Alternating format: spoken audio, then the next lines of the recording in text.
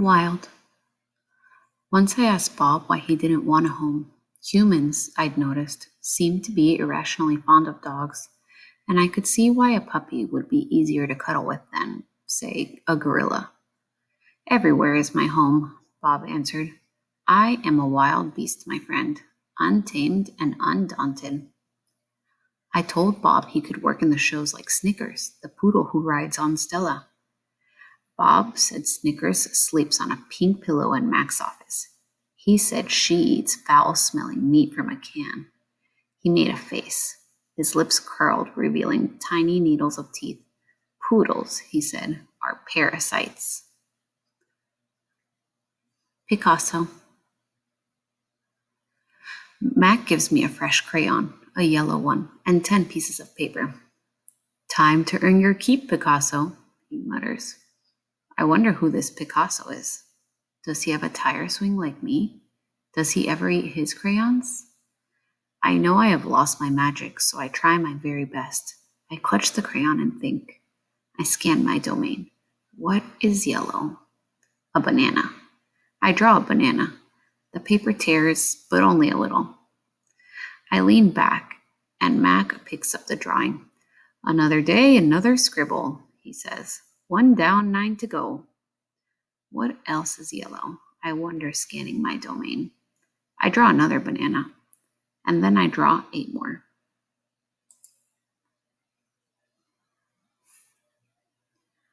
Three visitors. 3 visitors are here. A woman, a boy, a girl. I strut across my domain for them. I dangle from my tire swing. I eat 3 banana peels in a row. The boy spits at my window. The girl throws a handful of pebbles. Sometimes I'm glad the glass is there. My visitors return. After the show, the spit pebble children come back. I display my impressive teeth. I splash in my filthy pool. I grunt and hoot. I eat and eat and eat some more. The children pound their pathetic chests. They toss more pebbles. Slimy chimps, I mutter. I throw a me-ball at them. Sometimes I wish the glass were not there. Sorry. I'm sorry I called those children slimy chimps. My mother would be ashamed of me. Julia. Like the spit pebble children, Julia is a child, but that, after all, is not her fault. While her father, George, cleans the mall each night, Julia sits by my domain. She could sit anywhere she wants, by the carousel, in the empty food court, on the bleachers coated in sawdust. But I am not bragging when I say that she always chooses to sit with me. I think it's because we both love to draw. Sarah, Julia's mother, used to help clean the mall. But when she got sick and grew pale and stooped, Sarah stopped coming.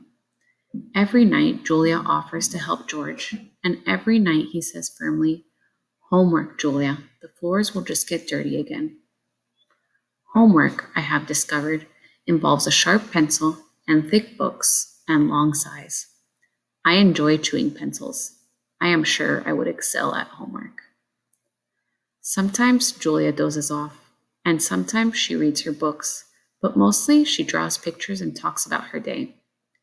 I don't know why people talk to me, but they often do. Perhaps it's because they think I can't understand them. Or perhaps it's because I can't talk back. Julia likes science and art. She doesn't like Leela Burpee, who teases her because her clothes are old. And she does like Deshaun Williams, who teases her too, but in a nice way. And she would like to be a famous artist when she grows up. Sometimes Julia draws me. I am an elegant fellow in her pictures, with my silver back gleaming in the moon on moss.